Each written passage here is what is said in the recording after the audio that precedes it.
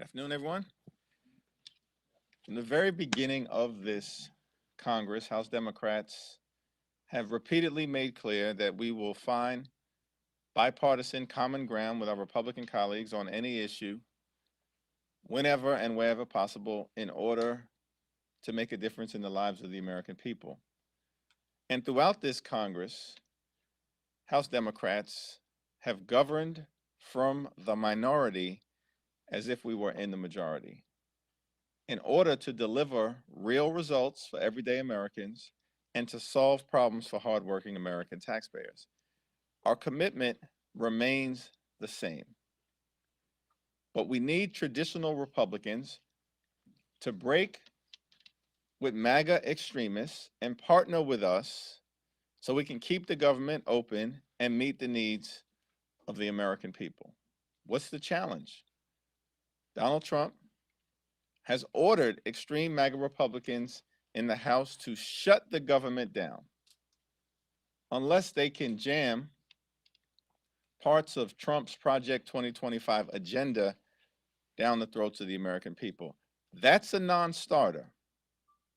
We will not let the American people be extorted by extreme MAGA Republicans who are trying to turn back the clock, undermine freedom, and suppress the vote because they don't believe they can make a compelling case to the American people on November 5th. Questions?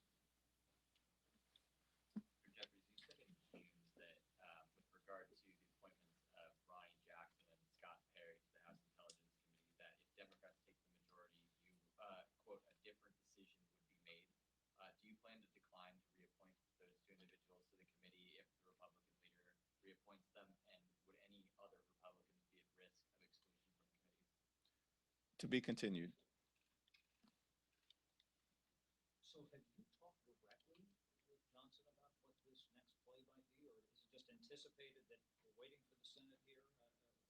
I mean, is there any negotiation at all in terms of saying, okay, I can deliver this many numbers on the straight CR, nothing like that? The House has a responsibility to keep the government open and meet the needs of the American people. Pursuant to the United States Constitution, all appropriations bills have to initiate in the House of Representatives. The extreme MAGA Republicans are determined to shut the government down and hurt everyday Americans because they are on an ideological crusade. This is not anti-woke week. It's Project 2025 week. In fact, every week is Project 2025 week because that is the extreme MAGA Republican agenda. And we're determined to stand up for the American people. I have not spoken to Speaker Johnson today or subsequent to the collapse of the House Republican shutdown bill, but time is short. Our staffs are in communication with each other, and what occurs over the next few days will be determinative as to whether we can find the common ground necessary to fund the government, avoid a shutdown, and meet the needs of the American people. This should not be complicated. In May of last year, more than 300 members of the House of Representatives, including a majority of House Republicans, supported the Bipartisan Fiscal Responsibility Act, which set top-line spending numbers for fiscal year 2025. And we all agreed that partisan policy writers would be left out of any appropriations bills. House Republicans are violating their own agreement. Why?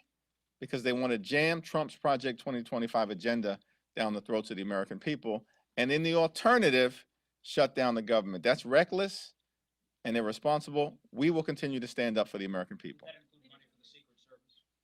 Just to follow up on Chad's question, you said you haven't spoken to Speaker Johnson since the bill on his proposal failed last night. Can you characterize more generally what your conversations with the speaker have been on this? Or are you guys on the same page about how this ultimately will end? Does the speaker understand that this is leading towards a clean CR? Any private conversation with Speaker Johnson will remain private. However, There's nothing inconsistent between what I may say to Speaker Johnson privately and what we are saying publicly. This is not complicated. We have already reached an agreement connected to the Bipartisan Fiscal Responsibility Act with respect to the top line spending number for fiscal year 2025. And we will not accept any partisan right wing policy changes to current law. That was an agreement that we reached last year, and we expect that agreement to be kept. We are also, as House Democrats, not going to allow Republicans to cut $12 billion in funding for veterans health care that would undermine our ability to meet the needs of veterans who are suffering painful exposure to toxic substances, burn pits, and Agent Orange. As House Democrats, we will not let extreme MAGA Republicans shortchange our military readiness to the tune of $6 billion. And we will also not let House Republicans fail to meet the needs of the American people who are suffering from the harmful impact of extreme weather events by shortchanging the American people by $25 billion. And so there's nothing inconsistent with that public position that I might otherwise say to Speaker Johnson privately. Are you, again, willing to come to Johnson's rescue in a sense on this? Because a shutdown, obviously, even just a 2-hour shutdown or whatever, might very well accrue better towards the Democrats and Democratic candidates. Our position has always been we're going to do the right thing by the American people and continue to govern in a common sense, bipartisan manner to deliver real results for everyday Americans. With respect to any future motion to vacate, our view has always been we will evaluate it on a case-by-case basis. I'm not talking about the motion to vacate. I'm talking about coming to his rescue to keep the government open. Well, it's not coming to Mike Johnson's rescue, which is why I was confused a bit by the question. It's coming to the rescue of the American people. That's our job, is to make sure we meet the needs of the American people in terms of their health, safety, national security, and economic well-being. Democrats have repeatedly demonstrated that we will do what is necessary to deliver real results for everyday Americans. We want to avoid a shutdown, but we are also not going to pay the MAGA extremists' ransom demand of jamming parts of Trump's Project 2025 into an appropriations bill and down the throats of the American people. Can you just lay out some of your top concerns about the SAFE Act? It's a voter suppression bill that is simply designed to enact parts of Trump's Project 2025 agenda. Current law is very clear. It's very clear. What is so complicated about the fact that only citizens under the United States Constitution and federal law are permitted to vote in federal elections? Thank you, Mr. Leader. Now, I want to talk about Amber Thurman, the Black woman who died of sepsis after being denied medical care due to Georgia's abortion ban. Now, she was only 28 years old and left behind a young child. She's just one of many who has suffered greatly due to the Supreme Court's Dobbs decision. But what message can you send those who feel hopeless around matters of reproductive freedom? And my heartfelt condolences go out to Amber's family. This should never have happened. And it is the direct result of Donald Trump and extreme MAGA Republican efforts to kill the protections of Roe v. Wade and now to pursue a national abortion ban. It's part of their agenda. Their agenda is very clear. The extreme MAGA Republican agenda is very clear. A national abortion ban, Trump's Project 2025, and massive tax cuts for the wealthy, the well-off, and big corporations. That's their agenda. And the hope that the American people should feel on this issue is that as Democrats led by President Joe Biden and Vice President Kamala Harris, we believe in a woman's freedom to make her own reproductive health care decisions. We support access to contraception and birth control. We support IVF. The extreme MAGA Republicans do not. And as soon as we have the opportunity to act, House Democrats will swiftly pass the Women's Health Protection Act that will restore the protections of Roe v. Wade and beyond in terms of access to contraception, freedom of movement and travel, as well as access to IVF. This is in the hands of the American people over the next 47 days. And it's clear that the American people stand on the side of reproductive freedom. Thanks. Chad.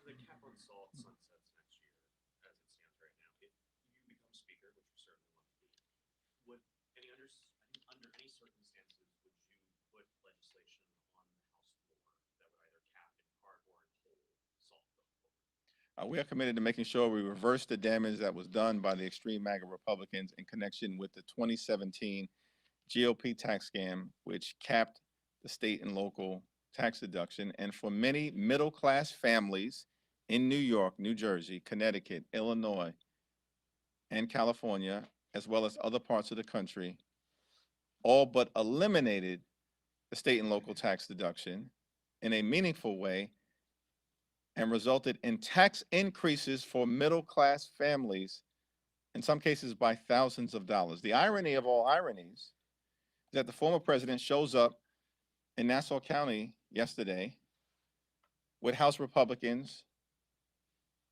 like Congressman D'Esposito, Elise Stefanik, couldn't even pronounce her name correctly. How much did that hurt? And so many others who were responsible for detonating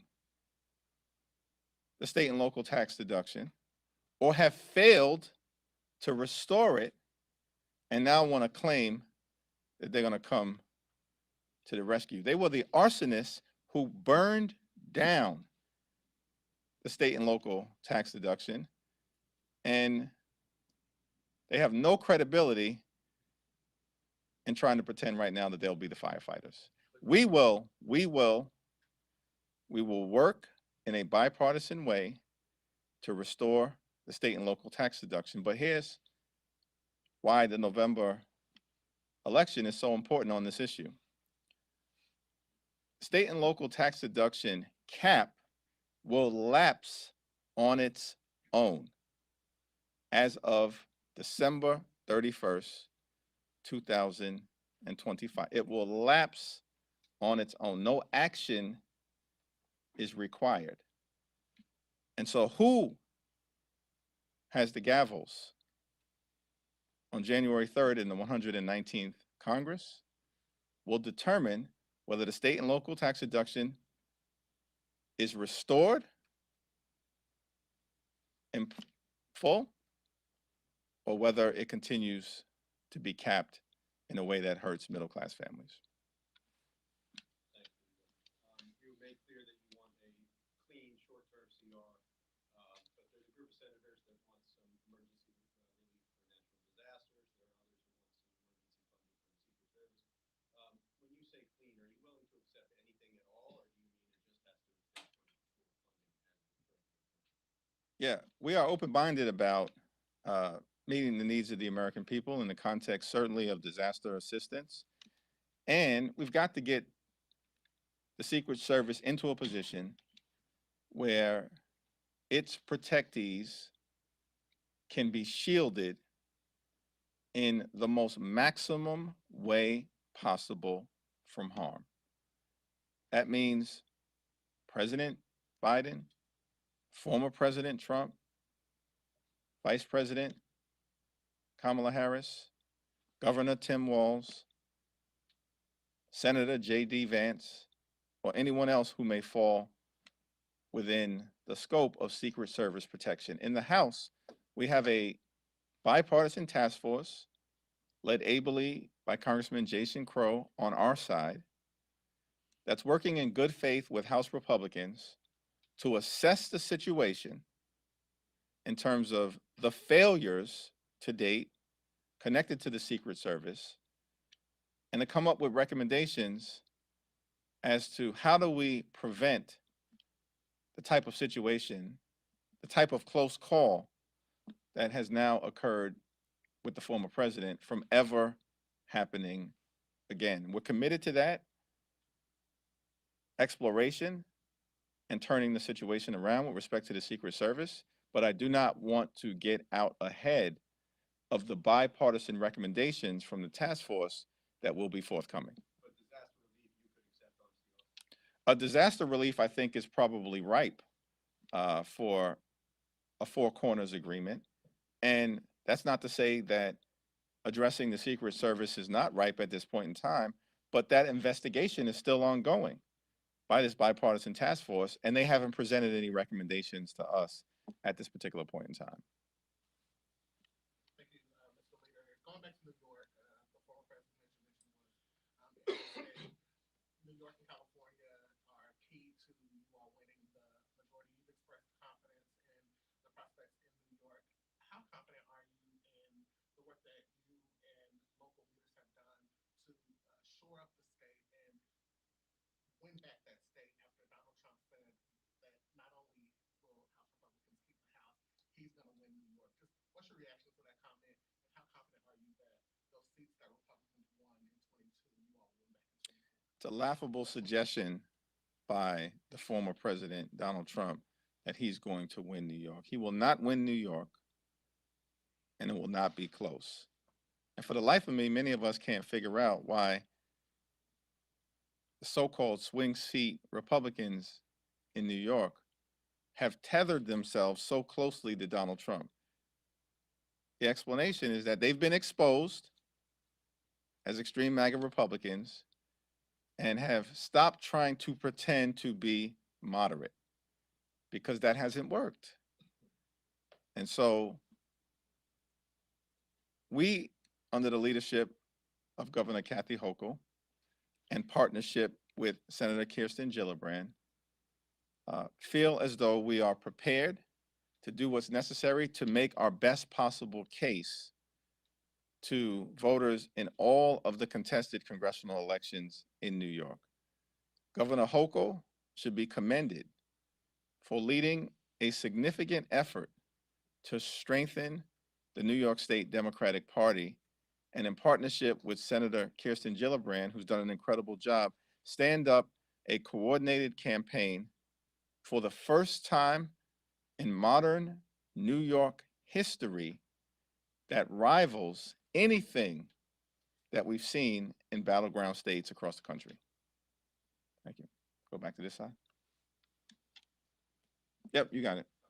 As folks head home to campaign in a few weeks, what is your message to Democrats about what your legislative agenda would be if you guys won this year? House Democrats are going to continue to put people over politics and to fight for lower costs, to grow the middle class, and to defend freedom, including a woman's freedom to make her own reproductive health care decisions.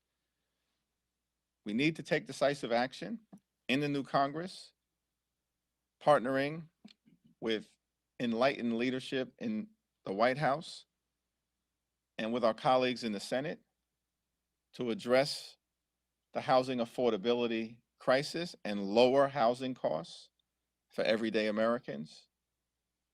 We need to make sure that those Americans who are struggling to live paycheck to paycheck can get ahead as opposed to simply getting by. And of course, we need to pass the Women's Health Protection Act and the John Robert Lewis Voting Rights Act, along with the Freedom to Vote Act, so we can both defend democracy and defend our freedom. Thanks. Go back. Misinformation is going to be a big issue this campaign cycle, and we've already seen a lot of it. We've seen lies being told about Haitian migrants in a relationship with a couch. Have you had talks with your conference? Haven't really followed that couch situation. I've stayed away from that one. Have you had talks with your conference about being careful about, seeing something online and exasperating it or sharing it? From our standpoint, we continue to keep the focus on issues related to making a difference in the lives of the American people, lowering costs, addressing the housing affordability crisis, growing the middle class, fighting for reproductive freedom, and defending democracy. We also will contrast that with the Republican agenda, which is a nationwide abortion ban, Trump's Project 2025, and massive tax cuts for big corporations. There's no need for us ever to engage in conspiracy theory peddling or propagating misinformation, because on the issues, Democrats are right and Republicans are wrong. We're still waiting for some clarity from my Republican colleagues as to why they continue to entertain conspiracy theories, attack people in ways that don't relate to issues, but relate to people's race or gender or ethnicity or gender identification, as opposed to debating us in the arena of ideas. The reason that many Republicans continue to engage in lies, misinformation, and conspiracy theories is because they have a horrible track record of accomplishment. Can anyone in America name a single thing that House Republicans have done on their own to make life better for the American people? Can anyone name a single thing during the 118th Congress? The answer is no. They have a horrible track record of accomplishment. Instead, they visited chaos, dysfunction, and extremism on the American people. And their vision for the future is deeply unpopular, which is why they're running away from their extreme agenda. But House Republicans can run. We will not let them hide from their desire to impose a nationwide abortion ban, Trump's Project 2025 agenda, or big tax cuts for the wealthy, the well-off, and big corporations. We will not let them hide, and we're going to contest them in the arena of ideas. Thanks. Yep. Jeffries, I want to follow up on the agenda question, because you and other Democrats have been very specific in your critique on the Project 2025 and the Republican agenda. Here today, you did mention some specific bills, but why are Democrats presenting more affirmative agenda for what you would do if you get the gavel in November, beyond the Women's Freedom Act proposal? What other specific policy agenda items would you bring to the floor in the first 100 days? Well, it's a caucus-wide discussion before we can commit to, at this point, what bills will be brought to the floor during the first 100 days. However, I think one thing that is clear is we will lean in to the enhanced and expanded child tax credit, so we can be there for working families, middle-class families, and low-income families under the leadership of Rosa DeLauro.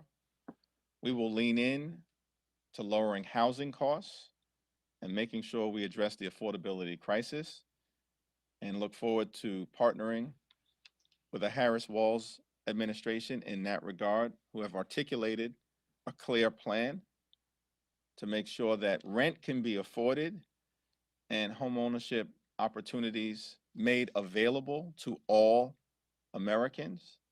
And of course, we have to defend freedom and democracy through enactment of the Women's Health Protection Act, Freedom to Vote Act, and John Robert Lewis Voting Rights Advancement Act. Thanks. Can I get your reaction to the explosions we saw in Lebanon this week targeting Hezbollah pagers and walkie-talkies? Do you think this is an escalation by Israel, and what are your thoughts on these attacks? Yeah, I have not had a secure briefing on the issue yet, and until such time, I'm going to reserve judgment. Israel, of course, has the right to defend itself. There's a special relationship between the United States and Israel. But I also, at the same time, support President Biden and Vice President Harris's efforts to enact a peace plan for Gaza and to de-escalate any tensions that exist in the region in order to avoid an all-out conflict. Last question? Thanks, Senator Jeffries. A couple weeks ago, the DOJ and the FBI did a big press conference highlighting Russia's efforts to interfere in our elections. Now that we have seen that Iran is also doing the same thing, but seemingly in the favor of the Harris campaign, do you think that the administration or the Harris campaign need to do more to bring attention to that as well? I think so far we've seen maybe a press release, but given that the other situation got so much press and so much attention.